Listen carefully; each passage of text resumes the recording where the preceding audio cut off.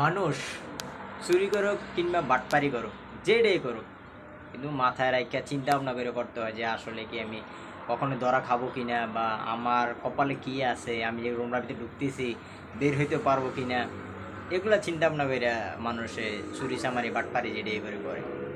কিন্তু তোমরা তো বেপরোয়া হয়ে গেছো।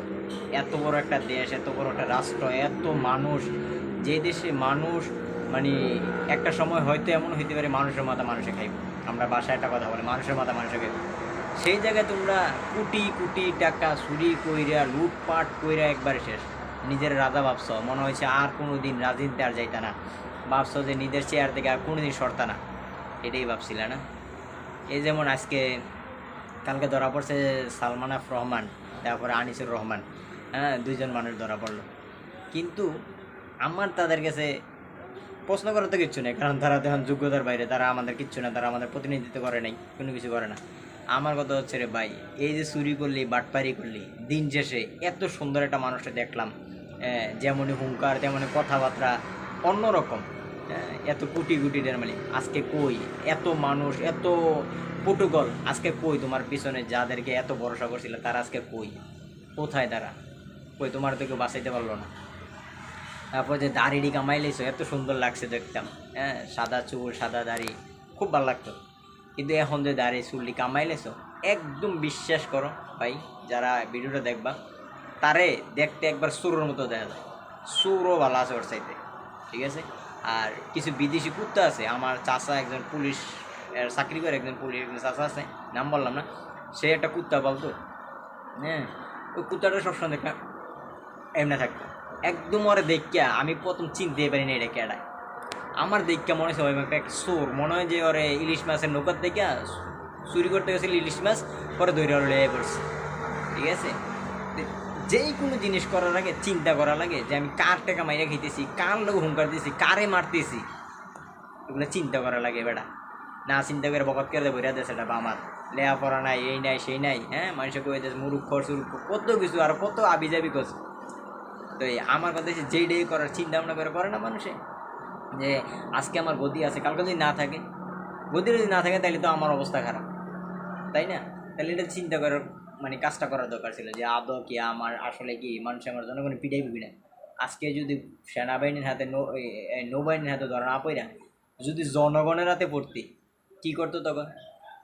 গোপালগঞ্জে গোপালগঞ্জে যারা গোপালগঞ্জের ভিডিও দেখছে, ঠিক আছে, খালি দেখলাম পুটকিটা আছে না, বাইরেতে বাইরেতে বাইরেতে মানে রক্ত হয়ে গেছে পুটকিটা দিয়া। আমার উচিত তাদেরকে সেনাবাহিনী সাইরা দিয়া জনগণের তৈরি বাইরে ইয়া পুটকির সাদা যদি পুটকি থাকে বা কালা থাকে, এটা লাল করে ওঠার দরকার।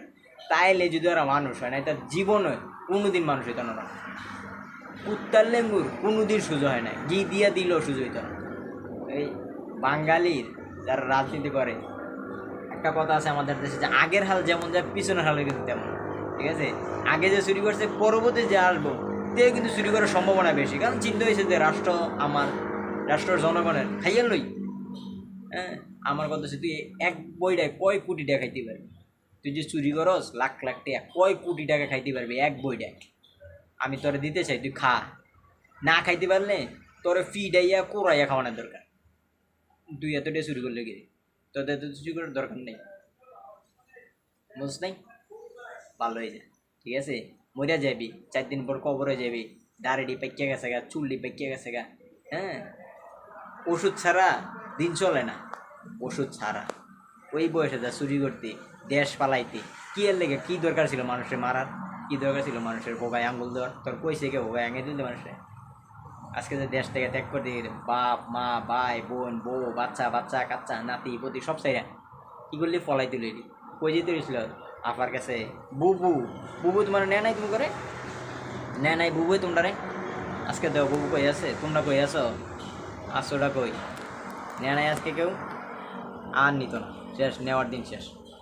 এখন ইয়ানাফসি ইয়ানাফসি ইয়ানাফসি করো, কীভাবে ফুলসেরাত পাড়ি দিবা। ফুলসেরাত পাড়ি না দিতে পারলে ফিডাইয়া বাইরেইয়া যদি সেনাবাহিনীতে ছাইরা দেয়, মনে করো যে আব্বাড়া হ্যাঁ স্যার বইবার, ঠিক আছে? আমরা তো রাজনীতি করি না, বাট নিজের কাছে কষ্ট লাগে, আমরা প্রবাসী, আমরা খুব কষ্ট লাগে যে আজকে আমাদের দেশের মানুষের নামে মানুষের হাজার হাজার মানুষ বিদেশে জেনে যায়, এনে খালি দুর্নাম করে বাঙালি চোর, এই চোর, এই চোর, বাংলাদেশে গাডু গাডু, বাংলাদেশে মারামারি ফিডাফিডি, কোনো ইয়া নেই। কে তখন কি মাথায় ঢুকে না? বিদেশের বাড়িতে থাও তো দেশে করতে জানবি। যদি আসল তথ্য জানতে চাস জনগণের মাঝে আইস, জনগণের মাঝে আইস, সাধারণ পাবলিকের মাঝে, তাইলে বুঝতে পারবি তোর সম্মান কই। ঠিক আছে, একজন মানুষের সম্মান কোন জায়গায় এটা যদি জানতে চাও, জনগণের মাঝখানে আইতে হবে। কদিক বই থেকে কবে আমার জনগণ ভালোবাসে, জনগণ আমার চায়, আমি আবার প্রেসিডেন্ট হইতাম, এই দিন নেই। জনগণের মাঝে আইবা, আইলে দেখতার বাজে ওই তোমার কীভাবে চায়, কীভাবে তোমার পছন্দ করে, আদৌ পছন্দ করে কি না। ঠিক আছে, আবার একটু